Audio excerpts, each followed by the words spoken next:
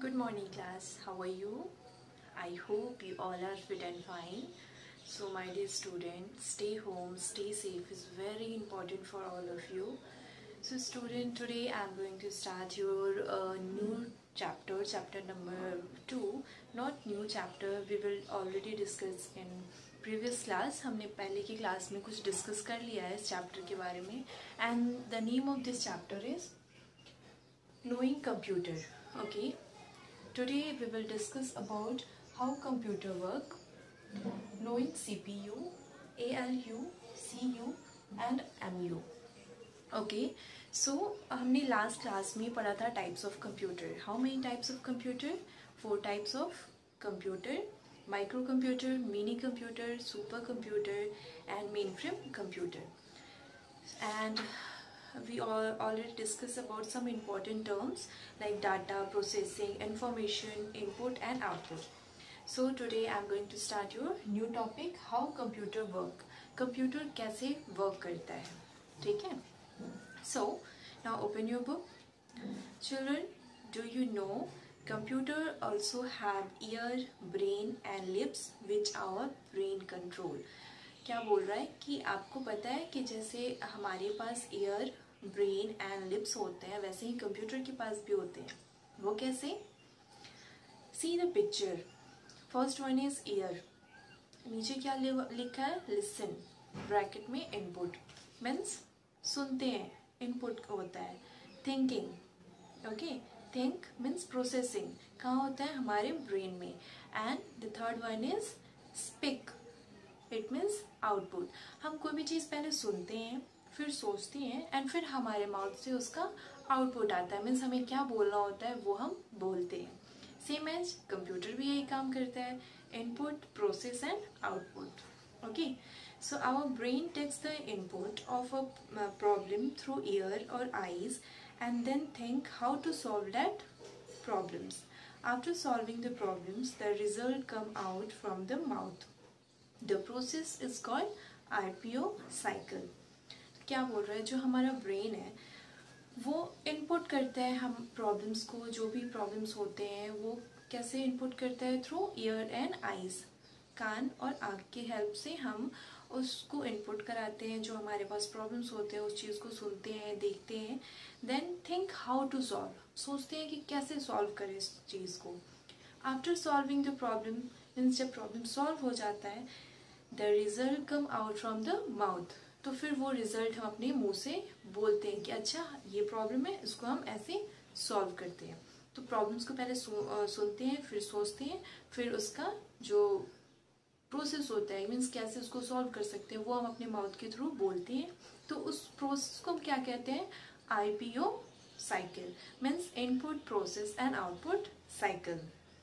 Okay, similarly computer also work on IPO cycle. ऐसे ही जो computer है वो भी IPO साइकिल में वर्क करता है. Means input, process and output वाले साइकिल से वो प्रोसेस करता है.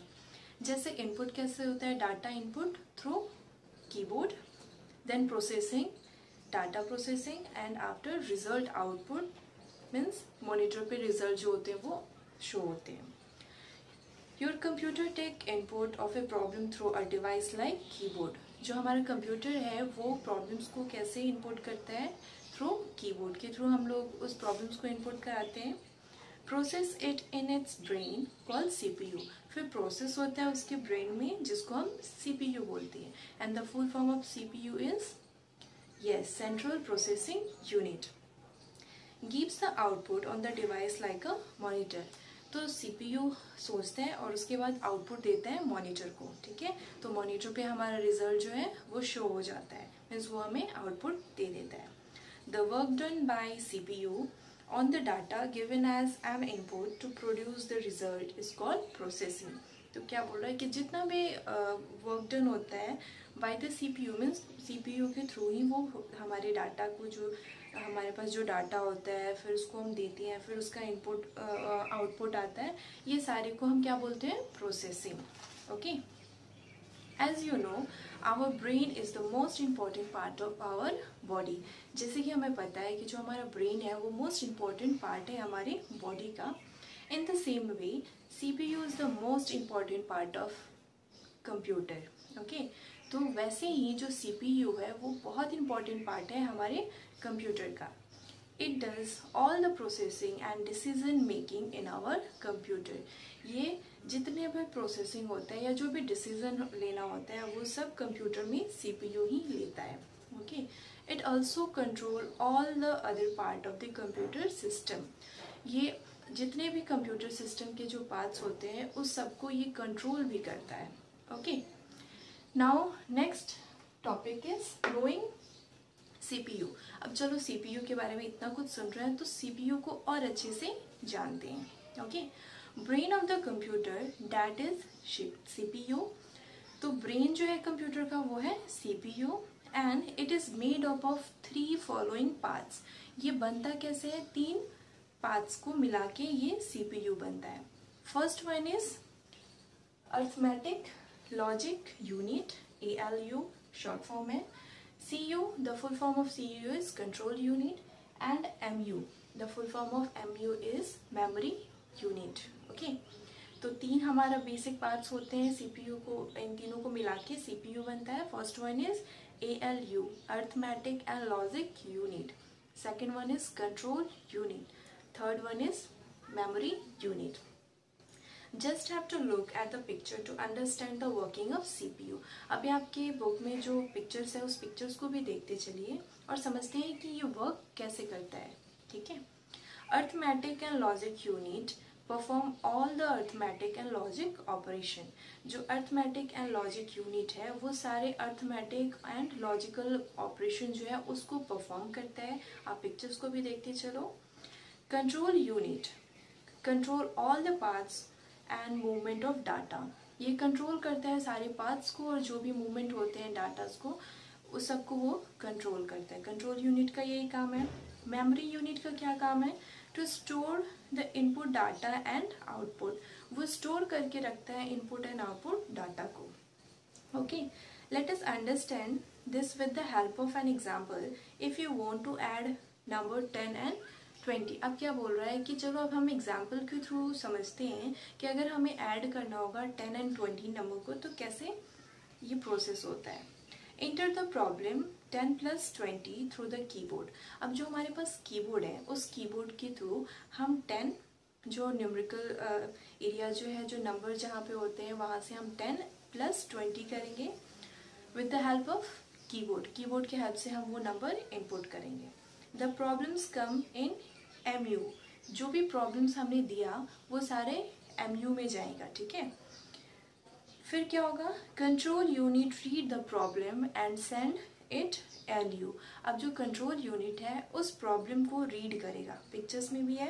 कंट्रोल यूनिट क्या करेगा? उस प्रॉब्लम को सॉल्व करेगा, रीड करेगा और उसके बाद वो अर्थमेटिक एंड लॉजिकल यूनिट के पास वो सेंड कर देगा कि ये 10 + 20 क्या होता है, ये प्रॉब्लम है, इसको आप सॉल्व करो. Okay, now ALU solve our problems to produce their result. अब जो ALU जो है वो प्रॉब्लम्स को सॉल्व करेगा कि 20 + 10 जो है 30 होता है और सॉल्व करके क्या करेगा? रिजल्ट वो बना देगा कि रिजल्ट इज 30. 10 + 20 = 30. वो रिजल्ट बनाएगा. Okay, CU take back the result and send it back to the memory unit. अब क्या करता है? CU जो है वो वापस LU से वो रिजल्ट ले लेगा. मीन्स 30 जो आया वो रिजल्ट लेगा एंड वो फिर वो अपनी मेमोरी तक, मेमोरी यूनिट तक उसको पहुंचा देगा. CU ये काम करेगा. ठीक है, मीन्स पहले मेमोरी से CU में आया, CU से LU में आया, फिर वापस LU से कंट्रोल यूनिट में गया और कंट्रोल यूनिट मेमोरी यूनिट को दे देगा. ठीक है, now from MU the result is display on the monitor. उसके बाद जब ये वापस ये जो प्रोसेसिंग होगा कि पहले मेमोरी में प्रॉब्लम्स आया, फिर कंट्रोल यूनिट को दिया, फिर कंट्रोल यूनिट LU को दिया, फिर यहाँ पे रिजल्ट बन गया. रिजल्ट वापस कंट्रोल यूनिट के पास सेंड कर दिया, फिर कंट्रोल यूनिट मेमोरी यूनिट को दिया एंड ये जो यहाँ पे रिजल्ट हमारा शो होगा और वो कहाँ पे शो होगा? मॉनिटर पे. मीन्स जो हमारा 30 आया वो हमारे मॉनिटर पे शो करेगा कि 10 + 20 = 30. ओके, मीन्स ये पूरा प्रोसेस जो होता है हमारा जो CPU जो है वो पूरे इस प्रोसेस पे वर्क करता है, ठीक है। मीन्स पहले मेमोरी तक जाएगा, फिर मेमोरी से control unit, after that ALU, यहाँ रिजल्ट हमारा बनता है, after that go to control unit, फिर मेमोरी यूनिट, एंड ऐसे करके जो CPU जो है वो टास्क परफॉर्म करते रहता है, ठीक है।